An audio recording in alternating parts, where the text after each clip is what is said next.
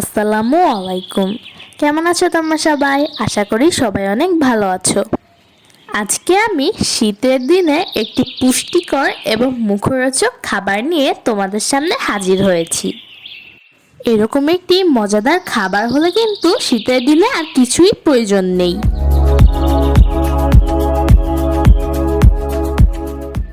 এর জন্য আমি 2 রকম ডাল এবং চাল নিয়ে ধুয়ে পানি ঝরিয়ে রেখেছি।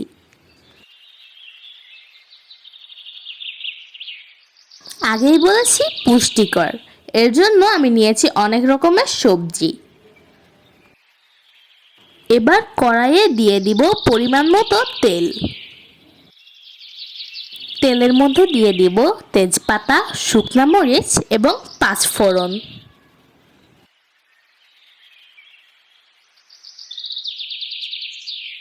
তারপরে একে একে দিয়ে দিব আদা রসুন বাটা, লবণ, হলুদের গুঁড়া, মরিচের গুঁড়া, ধনিয়ার গুঁড়া এবং সবজিগুলো।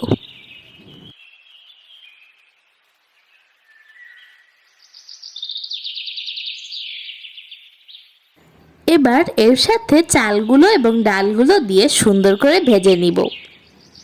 খিচুড়ির জন্য চাল, ডাল আর সবজিগুলো যত সুন্দর করে ভাজা যায় তার টেস্ট ততই ভালো হয়।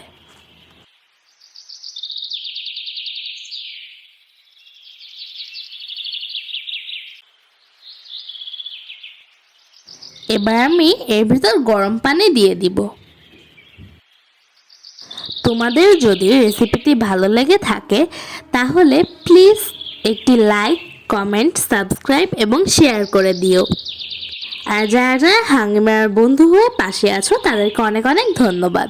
আর যারা নেই তারা অবশ্যই সুন্দর সুন্দর এবং হেলদি রেসিপিগুলো পেতে হাংরিমার বন্ধু হয়ে যাও। আর এখানে রান্না হতে হতে আমি আকাশটাকে একটু শ্যুট করে নিয়েছি। আজকের ওয়েদারটা আসলে অনেক ভালো। খিচুড়ি হয়ে গেছে, এখন আমি এটিকে ঢেকে দিয়ে চুলা অফ করে দিব।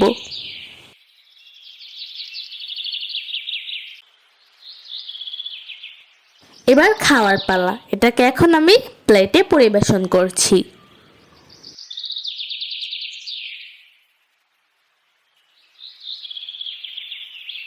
পুষ্টিকর খিচুড়িকে আরও সুস্বাদু করার জন্য আমি এর সাথে নিয়েছি জলপাইয়ের আচার, শুটকি ভর্তা এবং মাছ ভাজি।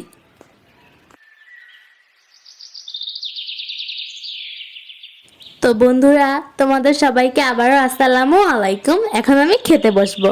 বাই।